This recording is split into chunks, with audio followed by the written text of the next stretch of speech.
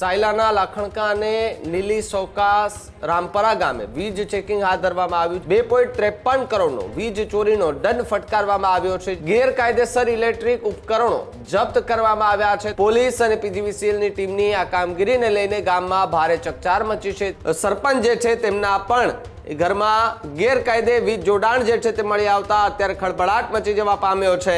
માફિયાઓ અને જે બદમાશ તત્વો છે આના ઉપર કાર્યવાહી માટે સુરેન્દ્રનગર જિલ્લા પોલીસ અને પીજીવીસીએલની ટીમ દ્વારા સંયુક્ત રૂપથી જે ઘણા બધા જે ગામડાઓ છે નોલી, લાખાવડ, રામપરા અને સૌકા, આ ગામડાઓમાં પોલીસ અને જે પીજીવીસીએલની બંનેની ટીમો સાથે રહીને અને કાર્યવાહી કરવામાં આવેલ છે. પીજીવીસીએલના 10 જે થાંભલા હોય એ બીજી જગ્યાથી ચોરી કરીને અને આને પોતાના ઘર સુધી પીજીવીસીએલની જે મેઇન લાઇન અને જે ટ્રાન્સફાર્મર છે ત્યાંથી લઈ જાય અને આસપાસના જે લોકો છે એ તમામ લોકોને લાઇટ પણ એ લોકો વીજળી પણ આપતા હોય છે. તમામ જે પોલીસ હતી આને પાસે બોડી વોર્ન કેમેરા લગાવેલા હતા. આને અલાવા પીજીવીસીએલની જે ટીમ હતી તમામ ટીમ સાથે એક વિડીયોગ્રાફર પણ ત્યાં મૂકવામાં આવેલો હતો. એટલા માટે એવા જે બદમાશ તત્વો હોય છે એ જાણીબૂજીને અને એવા એલિગેશન કરતા હોય છે. એવા એલિગેશનમાં ક્યારેય પણ કોઈ સચ્ચાઈ નથી. હજુ સુધી તમે અમારી ચેનલને સબસ્ક્રાઇબ નથી કરી તો અત્યારે જ ન્યૂઝરૂમ ગુજરાતને સબસ્ક્રાઇબ કરો. ફેસબુક અને ઇન્સ્ટાગ્રામ પર ફોલો કરો.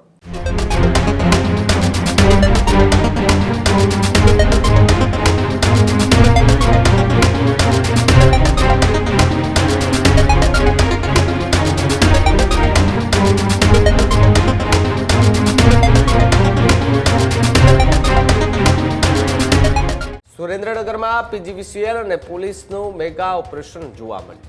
સાયલાના લાખણકા અને નીલી સોકાસ રામપરા ગામે વીજ ચેકિંગ હાથ ધરવામાં આવ્યું છે. માફિયાઓ અને બુટલેગરોના ઘર પર પોલીસે દરોડા પાડ્યા હતા. 2.53 કરોડનો વીજ ચોરીનો દંડ ફટકારવામાં આવ્યો છે. જ્યારે 120 પીજીવીસીએલ ટીમ અને 300 જેટલા પોલીસ કર્મચારીનું સંયુક્ત અભિયાન જે છે તે હાથ ધરવામાં આવ્યું હતું. ગેરકાયદેસર ઇલેક્ટ્રિક ઉપકરણો જપ્ત કરવામાં આવ્યા છે. તો બીજી તરફ સરપંચ સહિત અનેક લોકોના ઘરમાંથી ગેરકાયદેસર જોડાણ પણ ઝડપાયા છે. વીજ ચોરી જે છે તેની સામે કડક કાર્યવાહીના આદેશ પણ અપાઈ ચૂક્યા છે. જ્યારે ચેકિંગ દરમિયાન વાહનો પણ જે છે તે સીઝ કરવામાં આવ્યા.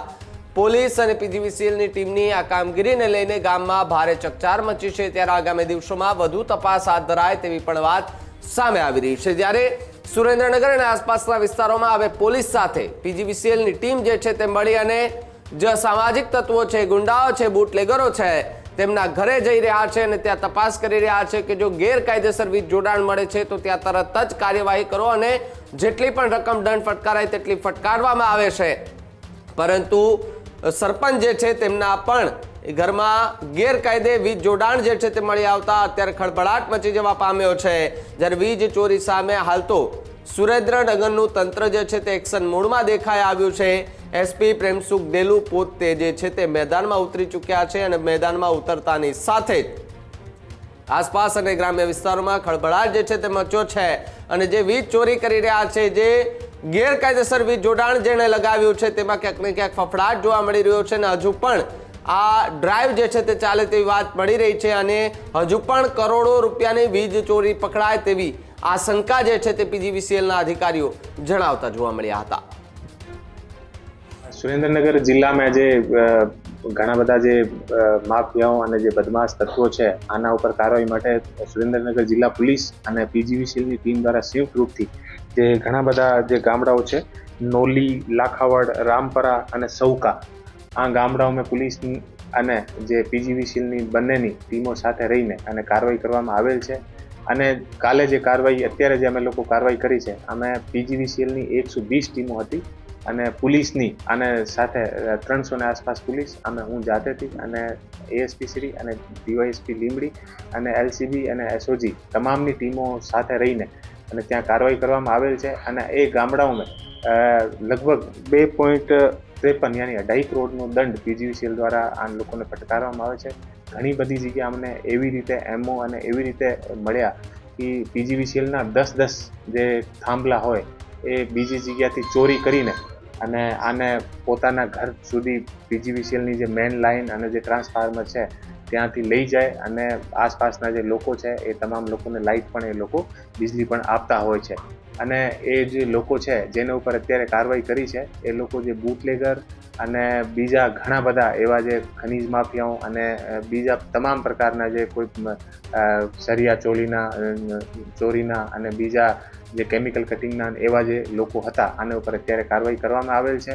અને આગળ પણ પીજીવીસીએલની ટીમ આ પીજીવીસીએલની જે અત્યારની કાર્યવાહી હતી આ સુધી એટલી મોટી કાર્યવાહી ક્યારેક નથી થઈ. લગભગ 120 આસપાસ પીજીવીસીએલની ટોટલ આખા ગુજરાતી સ્ટેટની ટીમ આવી હતી અને તમામને ભેગા મળીને આ કાર્યવાહી કરવામાં આવેલ છે. અને આનો એક સારો મેસેજ પણ એક જે છે એ ગયો છે. અને જે આ રીતે અલગ અલગ 10 પોલ એ લોકો મૂકીને અને પોતાના આખો જે વિસ્તાર છે ત્યાં ગેરકાયદેસર એ લોકો વીજળીનો ઉપયોગ કરતા હોય છે અને આનો અવૈધ રૂપથી પણ એ લોકો ઉપયોગ કરતા હોય છે. આવા આરોપીઓ છે એમની પર પોલીસ ફરિયાદ કરી નથી.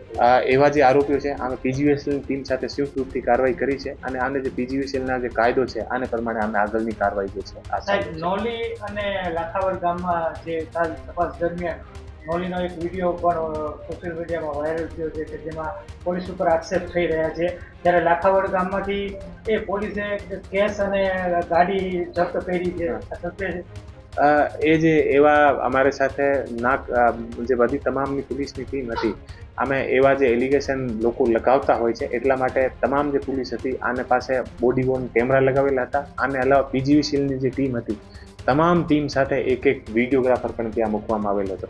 એટલા માટે એવા જે બદમાશ તત્વો હોય છે એ જાણીબૂજીને અને એવા એલિગેશન કરતા હોય છે. એવા એલિગેશનમાં ક્યારેક પણ કોઈ સચ્ચાઈ નથી.